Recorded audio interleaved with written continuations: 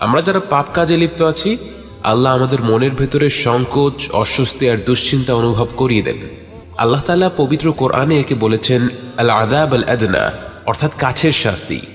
আল্লাহ তাআলা আমাদের এই কাছের শাস্তি অনুভব করার সুযোগ করে দেন, যেন আমরা বড় শাস্তি পাওয়ার আগেই তার কাছে ফিরে আসি। কারণ কি? শুনুন। وَلَنُذِيقَنَّهُم مِّنَ الْعَذَابِ الْأَدْنَى دُونَ الْعَذَابِ الْأَكْبَرِ لَعَلَّهُمْ يَرْجِعُونَ ظَهَرَ الْفَسَادُ فِي الْبَرِّ وَالْبَحْرِ بِمَا كَسَبَتْ أَيْدِي النَّاسِ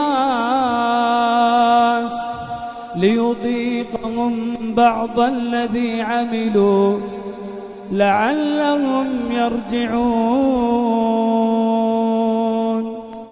যে তওবা করে তার প্রথম পুরস্কার হচ্ছে জান্নাহ। এটাই কি যথেষ্ট না?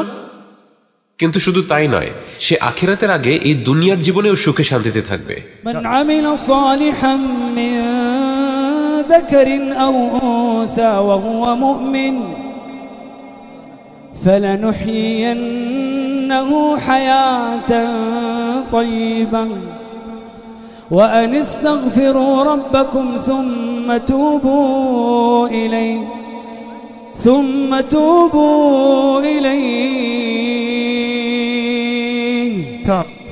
يمتعكم متاعا حسنا إلى أجل مسمى। আচ্ছা ঠিক আছে, মানলাম যে আমি আল্লাহর কাছ থেকে এই পুরস্কারটা চাই, আমি তওবা করে আল্লাহর কাছে ফিরে আসতে চাই। কিন্তু একটা সমস্যা আছে, আমি তো অনেক অনেক গুনাহ করেছি, আমি অনেক অনেক খারাপ কাজ করেছি। ومن يعمل سوءا أو يظلم نفسه ثم يستغفر الله يجد الله غفورا رحيما وهو الذي يقبل التوبة عن عباده